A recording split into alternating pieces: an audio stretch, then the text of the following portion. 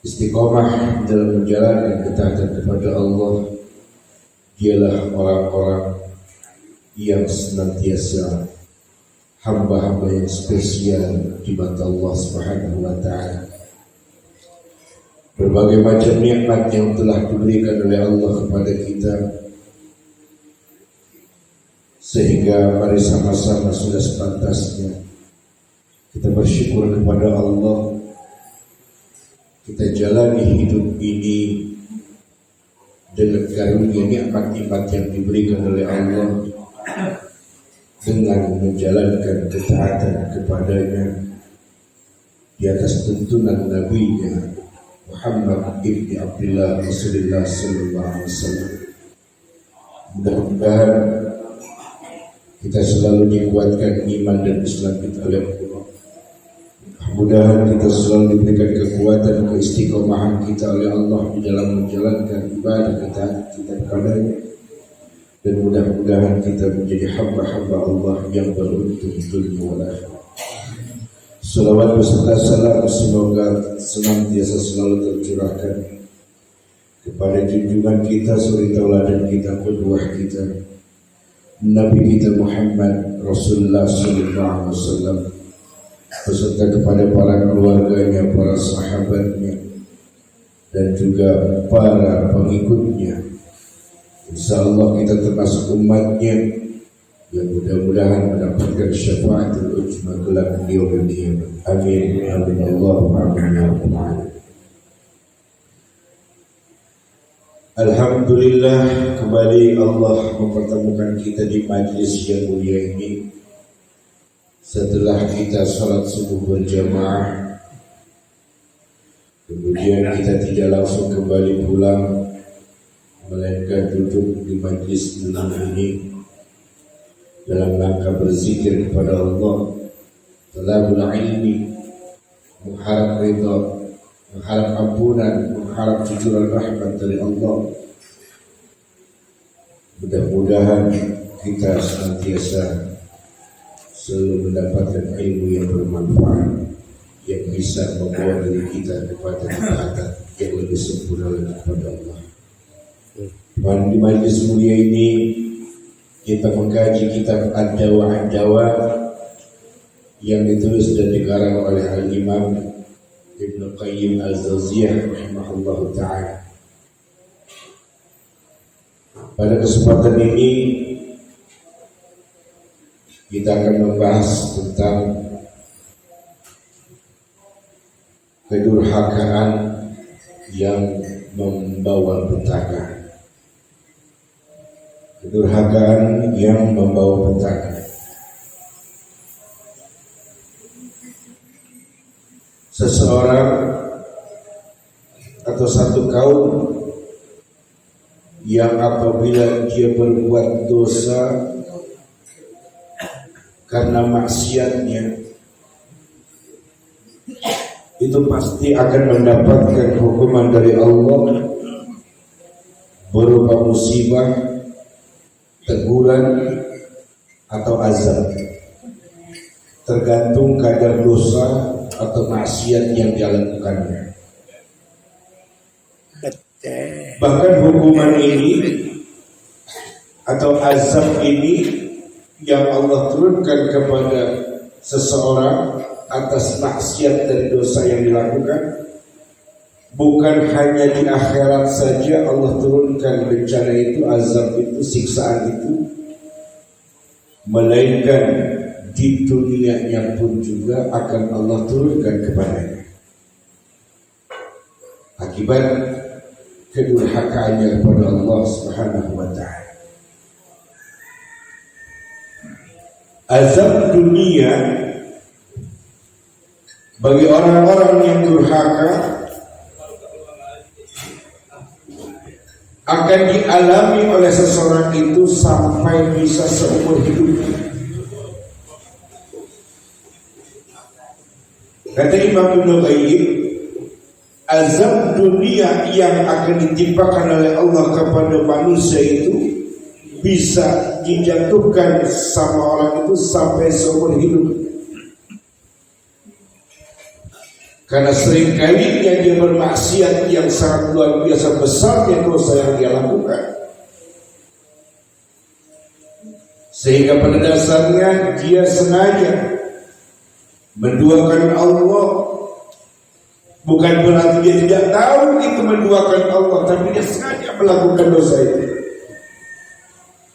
Sudah nggak sholat, nggak mau belajar ngaji, diri dan hatinya cinta dunia. Bila cinta dunia mengejar harta, semua ulama sepakat, jumhur ulama sepakat bahwasanya kalau hati manusia terlalu cinta terhadap dunia, mengabaikan hak-hak Allah, maka itu disebut dia telah menduakan Allah, syirik kepada Allah Subhanahu wa taala.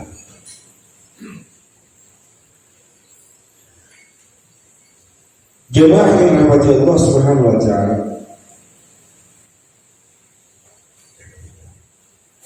Ali bin Abi Thalib pernah berkata,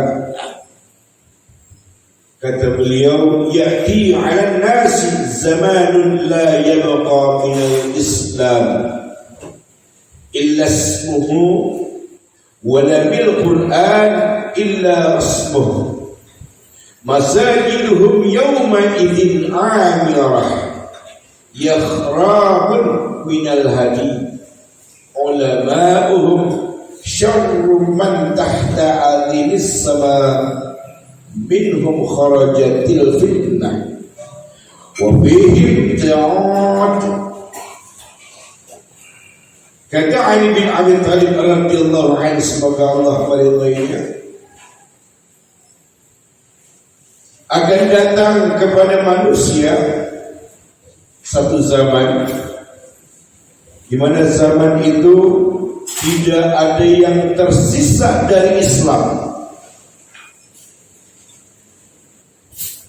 kecuali Islam ini tinggal hanya namanya saja.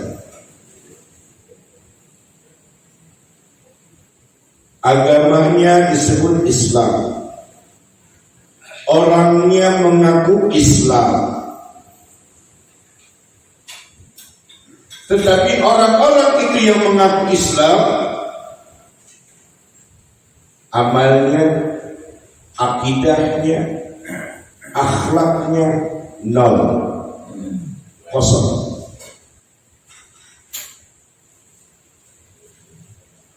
Tidak ada jiwa Islam pada dirinya. Bahkan tidak tersisa dari Al-Quran, kecuali Al-Quran itu tinggal tulisan saja. Tinggal tulisan saja.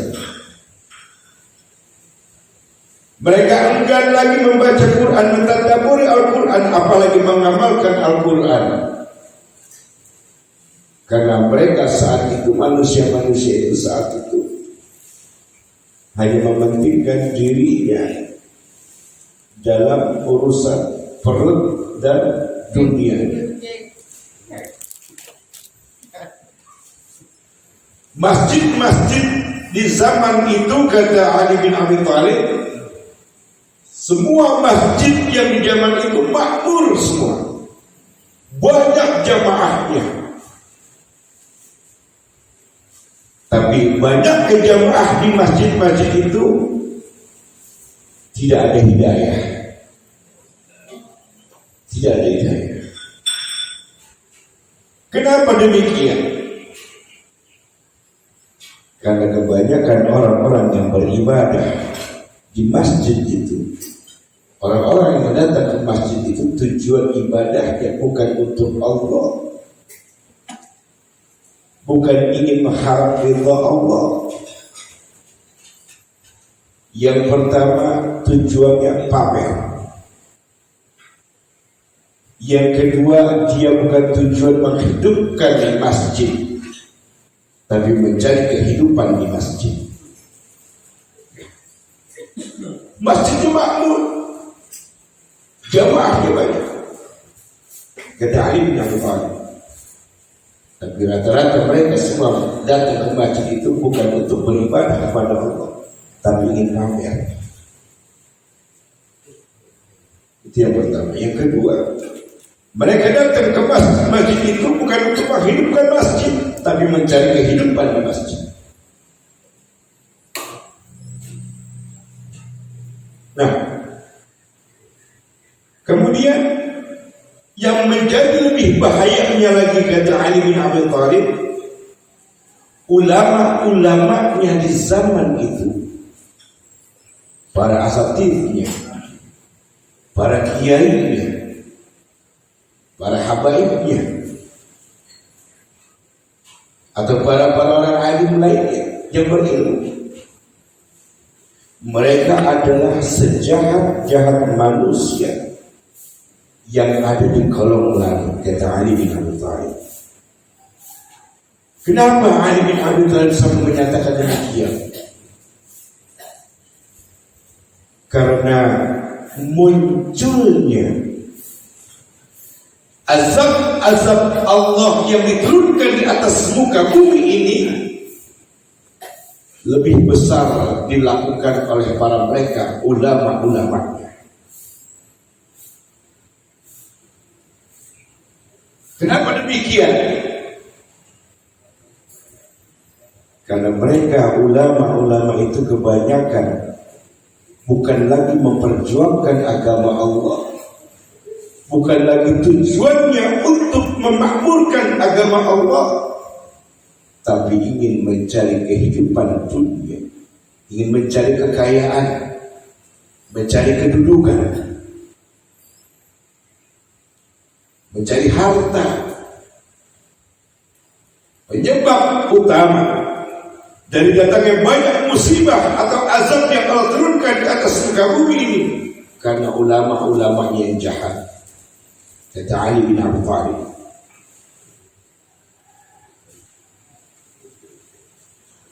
Bahkan Nabi SAW pernah bersabda, kata beliau, Inna Allaha la yu'ayyidu hadzabdi birajulin fajir. Allah akan menguatkan agama Islam ini, tetapi dengan laki-laki durhaka. Dikuatkannya agama Islam ini dengan seorang laki-laki durhaka. Dia durhaka, tapi mendakwahkan Islam. Dia durhaka, tapi memberi manfaat kepada Islam dan kaum muslimin lewat ceramah-ceramah, lewat tausiah-tausiah, lewat kajian-kajian ilmunya. Tapi itu hanya sebatas lisan saja. Hanya sebatas lisan saja. Justru dia sendiri tidak mengamalkan apa yang dia katakan. Islam tidak akan pernah hancur agama Allah ini. Tapi justru Islam malah ditinggalkan oleh orang-orang. Dikuatkan agama Islam ini oleh Allah atas mereka para ulama yang durhaka itu. Kenapa bisa? Kok bisa? Itu karena mereka mengamalkan ilmunya bukan karena Allah, tapi untuk mencari harta dunia. Disebut mereka ulama-ulama yang durhaka. Nabi yang mengatakan demikian, Islam akan terkuat. Loh kenapa? Allah Maha Kuasa dan Allah Maha tahu atas apa yang ada di dalam hati-hati kita manusia. Niatnya untuk apa? Datang ke tempat sesuatu untuk apa? Mereka ketika mensyiarkan agama Allah, berbicara amal ma'ruf nahi munkar, berbicara yang halal dan haram, begitu tegas.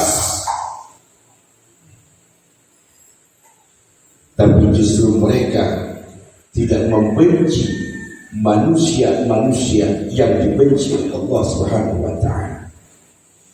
Mereka tidak membenci orang-orang yang dibenci oleh Allah Subhanahu wa taala. Mereka malah duduk bareng, makan minum bareng di suatu tempat. Ini penyebab dari musibah yang Allah turunkan, berupa teguran bisa jadi, atau berupa azab yang diturunkan oleh Allah terhadap suatu kaum. Yang efeknya, yang berawal mula bukan dari orang-orang yang awam, tapi dari para ulamanya, yang dia tidak lagi punya rasa takut kepada Allah karena bertujuan di dalam dakwahnya untuk mencari kekayaan. Makanya banyak sekarang ustaz selebritis, ulama selebritis banyak di zaman sekarang. Allahu a'lam, hanya Allah yang maha tahu tujuan niat mereka mendakwahkan Islam. Kemudian ikhwatul iman rahimakumullah jami'an,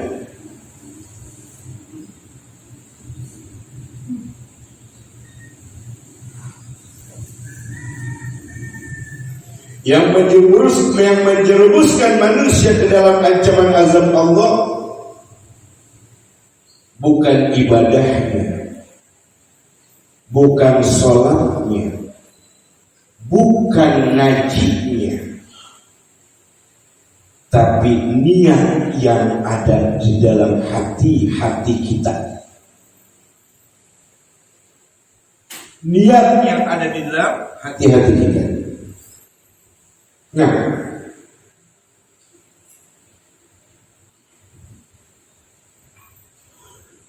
di dalam Sunan Ibnu Majah dari Abdullah bin Umar Ibnu Khattab radhiyallahu anhu pernah berkata, "Kuntu asira asrati ruhan minal muhajirin 'inda Rasulillah sallallahu alaihi wasallam."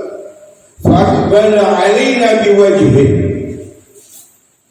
فقال يا معشر المهاجرين 5 خصال أعوذ بالله أن تدركهن.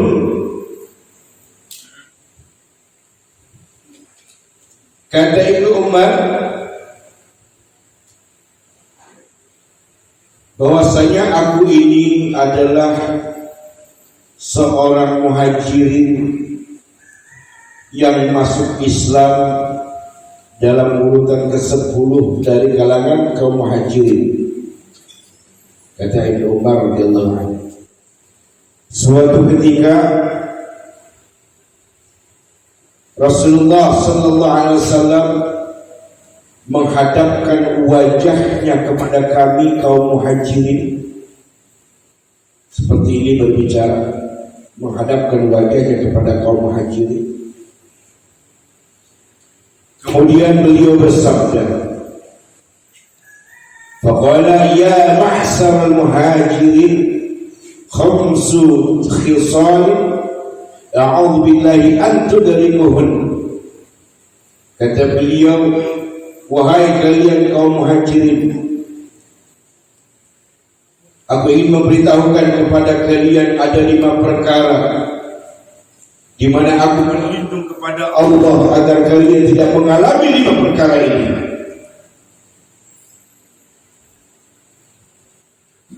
Apa yang pertama? Ma zahartil fahawa afahisha. Yang pertama, bila muncul fahisyah,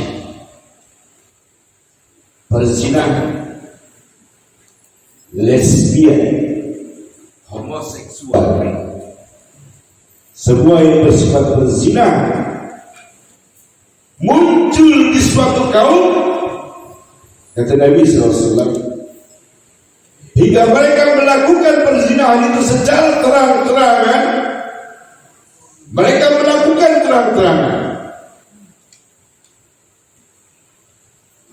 dan di situ ada ulamanya, ada orang alim tetapi tidak mau berkata apa, tidak mau bertindak apa, tidak mau bersikap tegas terhadap agama Allah ketika melihat adanya perzinahan yang terang-terangan dilakukan. Kecuali kata Nabi SAW, kalau itu sudah dilakukan oleh mereka, para ulamanya, diam saja mereka, Allah akan menimpahkan pada kaum itu wabah. Dulu di zaman Rasul, nama wabahnya ta'un. Lalu kemudian musibahnya itu kelaparan. Zaman Nabi dulu wabahnya ta'un dan azabnya berupa kelaparan. Itu zaman dulu. Di zaman sekarang ini udah berapa tahun ini wabah, nggak menghilang. Di TV masih ada aja tuh. Catatan COVID-19 yang meninggal dunia masih ada sekarang. Itu karena orang-orang alimnya tidak mau bertindak tegas kepada mereka, para penguasa. Mereka diam saja. Mereka tak berkobar untuk agama Allah, memperjuangkan agama Allah. Dia mencari aman,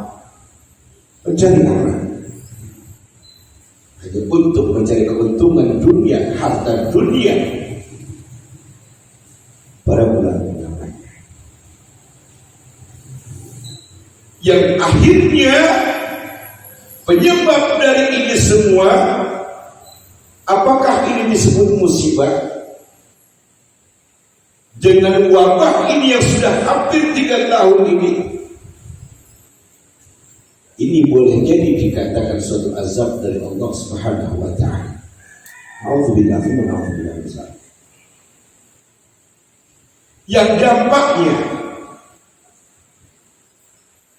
akan menjadi hancur perekonomian suatu kaum, hancur persahabatan sosial, hancurnya dunia perpolitikan, hancur semua dalam satu negeri. Yang kaya jadi bangkrut, yang pengusaha gulung tikar, yang miskin semakin miskin, mati ia karena wabah ini yang tidak menghilang dari peradaban zaman sekarang yang kita rasakan. Apakah ini bukan namanya azab dari Allah Subhanahu wa ta'ala? Ini yang pertama kata Nabi SAW. Yang kedua,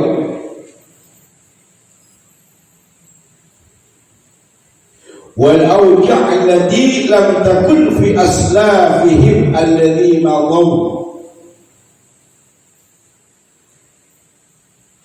Bila suatu kaum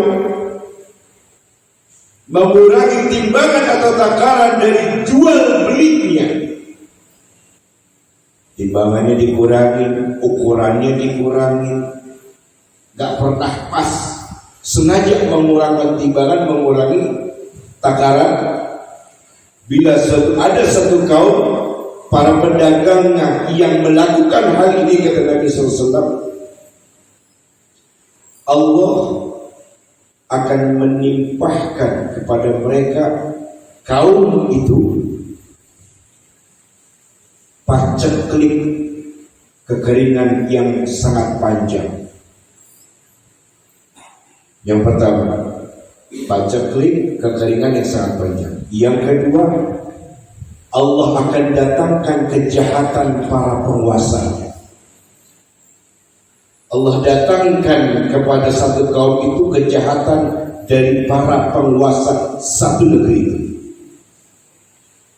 Bagi mereka akibat para pedagangnya yang curang, mengurangi takaran timbangan ukuran dan yang dia jual, maka Allah datangkan azab kepada mereka berupa kekeringan, paceklik yang panjang.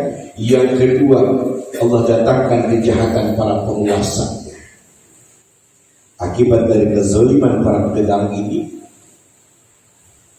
akan berakibat dan akan mendatangkan kesulitan ekonomi dan kejahatan para penguasanya yang akan menyengsarakan mereka sendiri. Bukan saja para pedagang yang disengsarakan, tapi rakyat semuanya susah. Kita merasakan kemarin susahnya mendapatkan minyak goreng. Kita rasakan kemarin. Itu akibat apa? Kecurangan para pedagang, kezaliman dari para penguasa. Itu akibatnya. Apakah itu bukan azab dari Allah Subhanahu wa taala? Hancur ekonomi, hancur perpolitikan, hancur persahabatan sosial. Para penguasanya menindas bawah dengan tidak punya rasa tega sama sekali. Tidak punya rasa tega.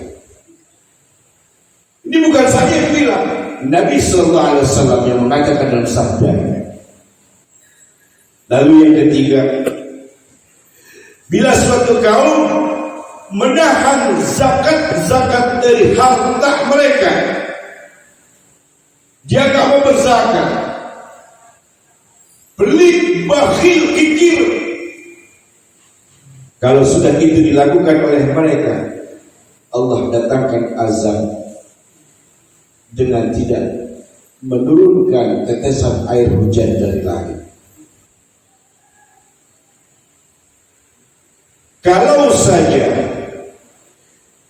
di atas muka bumi ini tidak ada binatang, atau di dalam tanah tidak ada binatang yang memerlukan air, demi Allah, kata Nabi SAW, tidak akan Allah turunkan setetes air pun dari langit.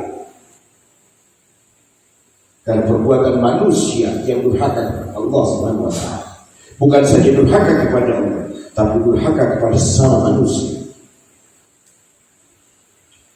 Kalau saja di muka bumi ini tidak ada binatang, yang di atas bumi maupun yang di bawah tanah, demi Allah, kata Nabi SAW, tidak akan aku turunkan hujan, kata Allah, setetes pun tidak akan kuturunkan hujan dari langit ke bumi. Tapi karena binatang tidak punya dosa, binatang tidak punya kesalahan kepada Allah, Allah tidak mau menzalimi binatang, diberinya rezeki lewat air. Yang ketiga, yang keempat, bila suatu kaum melanggar janji-janji mereka, ingkar terhadap apa yang diucapkan,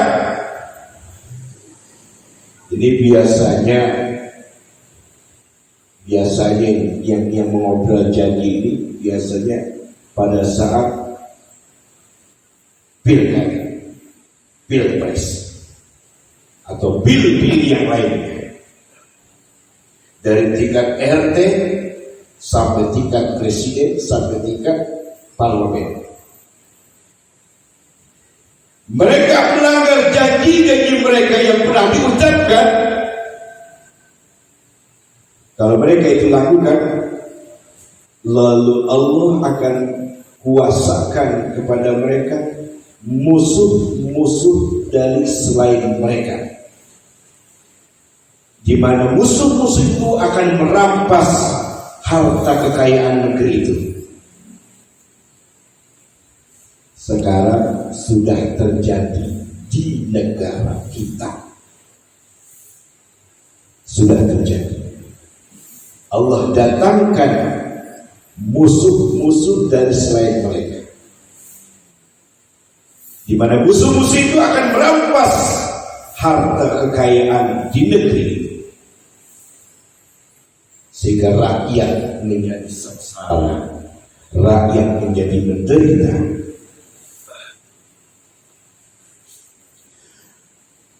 Hancur semua perekonomian, hancur dunia politik, hancur juga persahabatan sosial. Karena apa? Karena di antara mereka orang-orang yang pernah mengobrol janji tidak lagi mau menepati janjinya, melainkan mereka saling sikut menyikut,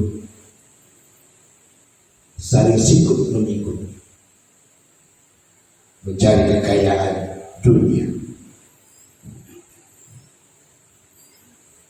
Yang kelima, kata Nabi sallallahu alaihi wasallam, bila para pemimpin sebuah negeri yang mereka mau mengamalkan isi kitab yang Allah turunkan, maka mereka kebanyakan, kalau ada orang-orang yang para pemimpinnya tidak mau mengamalkan Al-Quran dan As-Sunnah, kedua wahyu yang Allah turunkan di atas muka bumi ini, mereka tidak mau amalkan. Di saat mereka menjadi pemimpin sebuah negeri, lalu Allah akan munculkan permusuhan di antara sesama mereka. Allah akan munculkan permusuhan di antara sesama mereka. Lihat saja di berita-berita sesama parlemen, ada yang gontok-gontokan, ya Pak. Ada yang sampai pukul-pukulan, ada yang berani melempar bangku kepada anggota yang lain. Karena memang mereka didatangkan oleh Allah permusuhan di antara sesama mereka. Parlemennya dia saja begitu, bagaimana rakyatnya? Nah, semua musibah yang Allah datangkan kepada suatu negeri itu terlahir karena kedurhakaan mereka. Karena kedurhakaan mereka kepada Allah Subhanahu wa taala dan kepada sesama manusia. Terlebih kepada mereka, para ulama-ulamanya yang cinta dunia. Imam Ibn Abi Dunya menukil sebuah riwayat dari Ibrahim bin Amr As-San'ani, di mana beliau berkata, "Auhallahu ila Yusha bin Nun inni muhlikum min qaumika arba'ina alfan min khiyarikum wa sittina alfan min asrarihim." Allah mewahyukan kepada Yusha bin Nun. Yusha bin Nun adalah seseorang yang melanjutkan dakwah agama Islam ini, melanjutkan dakwahnya Nabi Musa alaihissalam. Yusha bin Nun, beliau adalah orang yang melanjutkan dakwahnya Nabi Musa kepada kaumnya. Saat Yusha memimpin kaum itu, kata Allah, "Aku akan menghancurkan kaummu, wahai Yusha." Di mana di antara kaummu itu terdapat 40.000 orang yang saleh, 60.000 orangnya lagi orang-orang buruknya. Aku akan hancurkan kaummu, wahai Yusha. Kemudian Yusha bin Nun berkata kepada Allah, "Ya Rabb, haula'il asrar fama balul akhyar."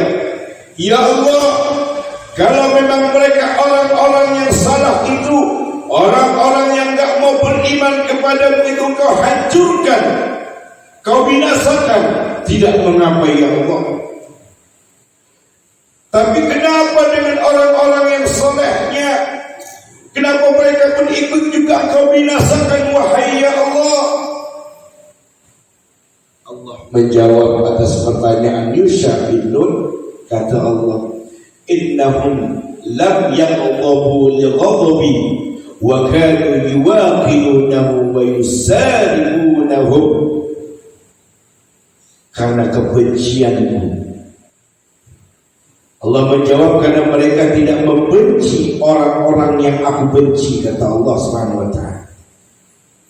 Mereka tidak mau membenci orang-orang yang aku benci, justru malah mereka ikut-ikutan makan-makan dan minum-minum dengan orang-orang yang durhaka itu, kata Allah.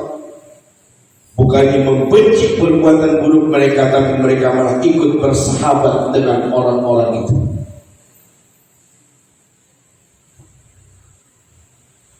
Ikut bersahabat dengan orang-orang itu. Benci karena Allah boleh. Yang kita benci itu perbuatannya, bukan orangnya. Yang kita benci, jangan orangnya. Kalau orangnya itu cuma jasad, yang menggerakkan jasadnya itu kan adalah jiwanya. Jiwanya yang dirasuki oleh iblis, yang menghantarkan pada kedurhakaan kepada Allah. Yang kita benci adalah jiwa yang digenggam oleh iblis. Jangan orang, jangan jasad. Nah itulah musibah di negeri kita, tidak ada henti-hentinya. Tidak ada henti-hentinya. Dulu negara kita disebut baldatun thayyibatun wa rabbun ghafur. Dulu di era ke-80-an negara Indonesia menyatakan baldatun thayyibatun wa rabbun ghafur, suatu negeri yang penuh dengan keberkahan yang Allah turunkan, suatu negeri yang penuh dengan kecintaan Allah Subhanahu wa ta'ala. Karena ulamanya benar zaman itu. Ulamanya benar memperjuangkan agama Allah, beribadah untuk mencari keridhaan Allah. Ya saja zaman dulu. Tentang Buya Hamka yang begitu mati-mati memperjuangkan Allah, agama Allah, dibenci oleh para penguasa. Itu sudah wajar. Nabi Musa dibenci oleh Fir'aun. Ya. Udah itu udah sunatullah. Kebenaran itu pasti akan ada musuhnya, itu orang-orang kafir. Sebetulnya musuh Islam itu bukan orang kafir, yang jelas bukan orang kafir, tapi musuh Islam itu adalah mereka orang-orang munafik dan orang-orang fasik. Musuh Islam terbesar adalah orang-orang munafik dan orang-orang fasik yang bekerja sama dengan orang-orang kafir. Itu musuh Islam. Orang-orang kafir tidak berani memerangi Islam karena jumlah mereka sedikit, minoritas. Tapi biang keroknya ini adalah orang-orang munafik. Yang jadi biang keroknya orang-orang munafik dan orang-orang fasik. Ini yang jadi biang kerok yang menjadi musuh terbesar Islam, yang mereka akhirnya bekerja sama, dimanfaatkan oleh orang-orang kafir dengan materi dunia. Dengan materi dunia, jabatan, kedudukan, harta, dan lain sebagainya. Allahu a'lam bishawab. Karena waktu yang membatasi kita, mungkin ini saja yang bisa Al-Fakir sampaikan. Mudah-mudahan sedikit ini, yang singkat ini, mudah-mudahan bisa menjadi pelajaran buat kita, hikmah buat kita. Mari kita mengamalkan kebenaran, mari kita memperjuangkan amar ma'ruf nahi munkar. Takutlah hanya kepada Allah. Jangan takut kepada manusia, jangan takut kepada kemiskinan, jangan takut kepada mereka orang-orang yang zalim, tapi persembahkan rasa takut kita hanya kepada Allah, hanya kepada Allah. Mudah-mudahan segala sesuatu bila jiwa kita, hidup kita persembahkan hanya untuk merasa takut kita kepada Allah, mengharap ila Allah. Mudah-mudahan kita diselamatkan oleh Allah Subhanahu wa ta'ala. Amin ya rabbal alamin. Asyhadu an la ilaha illa anta astaghfiruka wa atubu ilaik. Wassalamu alaikum warahmatullahi wabarakatuh.